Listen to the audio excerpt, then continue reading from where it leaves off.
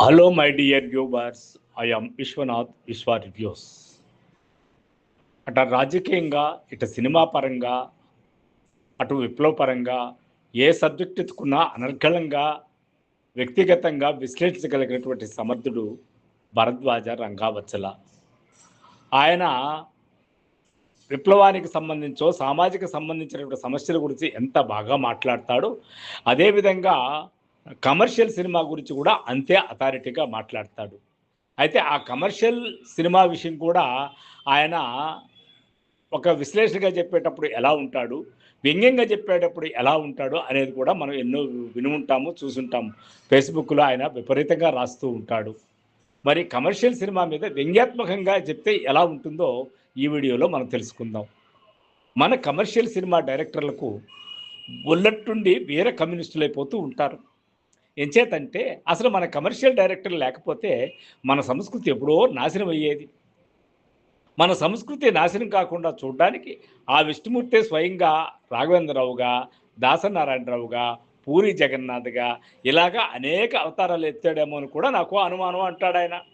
అసలు మన సినిమాల్లో హీరో హీరోయిన్లు తొలి పరిచయమే చాలా క్రూరంగా ఊహిస్తున్నారు మన రచయితలు, దర్శకులు. చూడండి, క్రూరంగా ఊహిస్తున్నారు అంటే ఎంత సెటైరు. ఇలా గ్లామరస్గా హీరోయిన్ని చూపించడానికి, ఆమెను హీరో వేధించడానికి, ఒక సామాజిక ఆమోదం లభించేలా చేయడం కోసం వారు కమ్యూనిస్ట్ పోజు కూడా దొబ్బుతారు. నిజంగా ఇంత అవగాహన ఆ కమర్షియల్ డైరెక్టర్లు ఉంటుందని మనం అనుకోం. కానీ వాళ్ళు ఒక కమర్షియల్ సూత్రంలో ఇరుక్కుపోయినప్పుడు వాళ్ళకి అలాంటి నాలెడ్జ్ అలా అలా అలా పెరిగిపోతూ ఉంటుంది. దాన్నే భరద్వాజ గారు ఒక వ్యంగ్యంగా ఇలా చెప్తారు. అసలు కమ్యూనిజం అంత సేలబుల్ సబ్జెక్టు మరొకటి లేదని కూడా మన కమర్షియల్ డైరెక్టర్ల కాడ ఓ థియరీ ఉండద్దని నా అనుమానం అంటాడు ఆయన. ఆ హీరోయిన్ అనే అమ్మాయిని డబ్బున్న కుటుంబానికి చెందినదానిగాను, హీరోను పరమ పేదోడుగాను, బడుగు జనాల ప్రతినిధిగాను చూపించడం అనే పద్ధతిని అనుసరిస్తారు మన వాళ్ళు. ఇంతకన్నా దుర్మార్గం మరొకటి ఉండదు అని చెప్పినా మన వాళ్ళు వినిపించుకోరు. ఎందుకంటే వారికి అది ఒక కమర్షియల్ పాయింట్, వాళ్ళకి సేలబుల్ కావాలే కానీ నువ్వేదో నీతులు చెప్తే వినాల్సిన అవసరం వాళ్ళకి ఏముంటుంది. అందుకని వాళ్ళు అలాగే తీస్తారు. ముఖ్యంగా ఎంత మంచి సినిమాలు తీశారు దాసనారాయణరావు గారు. సీతారాముల సినిమాలో సబ్జెక్ట్ ఏమిటి? పేద పెద్దవాళ్ళ మధ్యలో ఉండేటువంటి ఘర్షణని, కార్మికుల్ని, కమ్యూనిస్టుల్ని ఇంతమందిని జోడించి ఆయన అద్భుతమైన కమర్షియల్ సినిమా తీయలేదు. అసలు ఆ రోజుల్లో కమర్షియల్ సినిమా కమ్యూనిజం లేకపోతే హిట్ కాదనే రోజుల్లో రాఘవేంద్రరావు తీశాడు, బాపయ్య తీశాడు, రామానాయుడు తీశాడు. ఇక ఎవరైతే పూర్తిగా కమ్యూనిజం అంటే పట్టించుకునేవాళ్ళు, అసహించుకునేవాళ్ళు, ఇష్టం లేని వాళ్ళు, దాని గురించి పూర్తిగా తెలియని వాళ్ళు కూడా ఎర్రకండ వేసుకుని సినిమాలు తీసేసిన రోజులవి.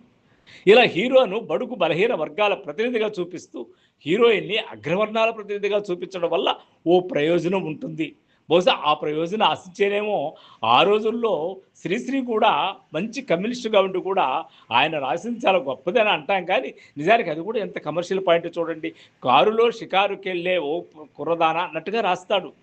ఆ కుర్రదానికి ఆ మేడ ఎలా వచ్చిందంటే ఈ కార్మికుల చెమట వల్లే వచ్చింది అన్నట్టుగా ఆయన ఒక లెఫ్ట్ ఓరియంటెడ్ థియరీని అక్కడ చూపించడం అనేది కూడా సినిమా పరంగా కమర్షియల్ సేలబుల్లే తప్ప నిజమైన నిజాయితీ కనిపించదు. కానీ ఏం చేద్దాం, శ్రీశ్రీ లాంటి వాడు సినిమాల్లో రచయితగా స్థిరపడినప్పుడు ఆయన వాళ్ళు ఏమిస్తే అది తీసుకొని ఏది రాయమంటే అది రాయేసినాడు తప్ప మరొకటి కాదు అని చెప్పడానికి ఎన్నో ఉదాహరణలు ఉన్నాయి. హీరోయిన్ని రకరకాలుగా హీరోతో చిత్రహింసలు పెట్టించవచ్చు, ఏడిపించవచ్చు. అదంతా వర్గ పోరాటం అకౌంట్లోకి వచ్చేస్తుంది. ఇది చూడండి ఎంత తమాషాగా ఉంటుంది. వర్గ పోరాటం అనే సంగతే వాళ్ళకి తెలియదు. కానీ ఆ సేలబుల్ సబ్జెక్ట్ పట్టుకుంటారు కదా. కాబట్టి పేదవాడికి పెద్దవాడికి మధ్యలో పోరాటం జరిపి ఫైనల్ క్లైమాక్స్ వరకు చేసుకొని చివరి కార్మికుల పక్షాన హీరో పోరాడి సమసమాజాన్ని తెచ్చేస్తూ ఉంటాడు. దీంతో 2 లక్ష్యాలు నెరవేరుతాయి కమర్షియల్ డైరెక్టర్కి. ఆ అమ్మాయిని ఎలా పడితే అలా ఆడుకోవచ్చు, ఆ క్రమంలో ఎక్స్పోజ్ చేసేయవచ్చు, ఆ ఎక్స్పోజింగ్కు జనామోదం లభించేలా చూసుకోవచ్చు. మన సినిమాలో హీరోయిన్లు అన్ని విధాలుగా బలహీనంగా ఉంటారు. వాళ్లకు బి కాంప్లెక్స్లు ఇచ్చే ప్రయత్నం చచ్చినా చేయరు మన నిర్మాత, దర్శకులు. ఈ బలహీనమైన హీరోయిన్లు పూర్తిగా హీరోల మీద ఆధారపడిపోతారు.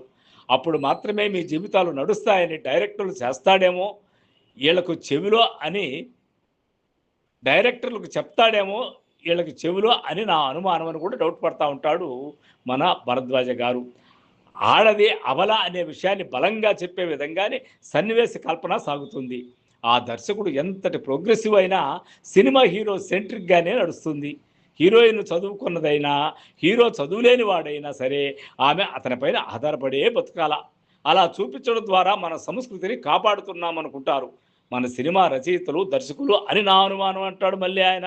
ఎన్నిసార్లు అనుమాన పడతారు సార్? అదంతా అనుమానం ఏం కాదు, నిజమే. వాళ్ళు మహా కంత్రీలు. కమర్షియల్‌గా ఎట్లా వర్కౌట్ చేయాలో అలా చేసేసుకుంటారు. కాబట్టి మనం అనుమానపడి చేయగలిగింది కూడా ఏమీ లేదు. ఆడవారిని చులకనగా చూడటము, వాళ్ళకు అందం ఉంటుంది తప్ప బుర్రుండదని అనుకునేలా సన్నివేశాలు కల్పించడం ఓ అద్భుతమైన ప్రక్రియ. ఆడువారిని పూర్తి కంట్రోల్‌లో ఉంచాలనుకోవడం, ఆడవారి మీద ఎవరైనా అత్యాచారానికి పాల్పడ్డా అందుకు కారణం వీళ్ళే అనడము, వీళ్ళు పద్ధతిగా లేకపోవడం వల్లే, రెచ్చగొట్టేలా వ్యవహరించడం వల్లే అలాంటి దారుణాలు జరుగుతున్నాయి తప్ప మహిళలు పద్ధతిగా ఉంటే జరగవు అనే టోన్‌లో కూడా సన్నివేశాలు నడిపించడం మన దర్శకులకే చెల్లింది. మన ఆడియన్స్ కూడా తక్కువోళ్ళు కాదండి బాబోయ్!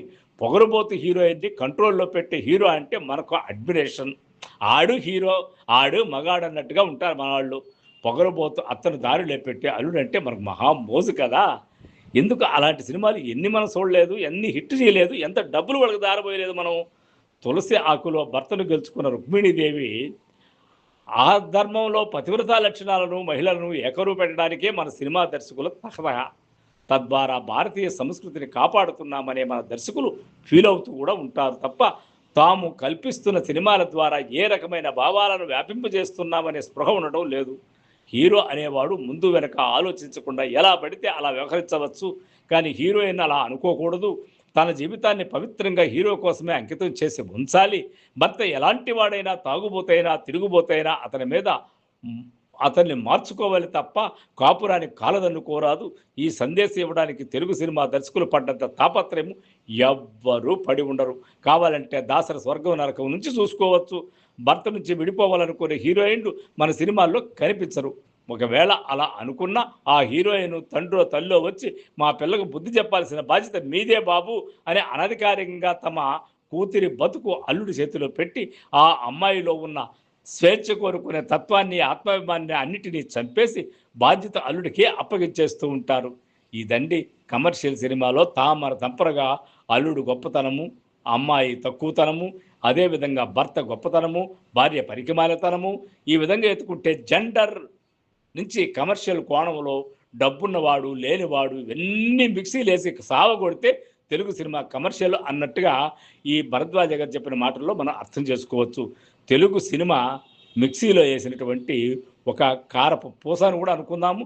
లేకపోతే కమర్షియల్ సినిమా అంటే ఇలాగే ఉండాలని మన వాళ్ళు ఇచ్చినంత డెఫినేషను ఇంకే భాష వాళ్ళు ఇవ్వలేదనేది ఎన్నోసార్లు రుజువైనటువంటి తెలుగు సినిమాకు నిజంగా జోహార్లు. సో ఫ్రెండ్స్, నా ఛానల్లో మీకు కానీ నచ్చినట్లయితే ఈ విశ్వారాజ్ ఛానల్ సబ్స్క్రైబ్ చేసుకోండి, లైక్ చేయండి, షేర్ చేయండి. ఇంతేనండి కమర్షియల్ సినిమానంటే ఇంతే.